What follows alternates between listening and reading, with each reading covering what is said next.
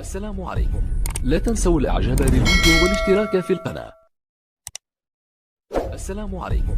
لا تنسوا الاعجاب بالفيديو والاشتراك في القناة. السلام عليكم ومرحبا بكم في فيديو جديد.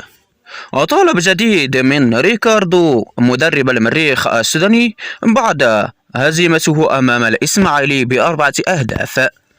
تقدم مدرب المريخ السوداني ريكاردو بطلب للإدارة بعثة المريخ بضرورة البحث عن تجربة يخوضها نادي المريخ السوداني اليوم في معسكر في مصر بدلا من التدريبات من أجل تجهيزة اللاعبين البدلاء. ويريد مدرب المريخ السوداني ريكاردو هيرون الوقوف على جاهزية اللاعبين جانبا إلى جانب في معسكر قبل السفر إلى تونس لخوض مباراة الجولة الأولى أمام الترجي في دارس في دوري أبطال إفريقيا. لن هذا ما طلبه مدرب ريكاردو هيرون لإدارة نادي المريخ السوداني اليوم.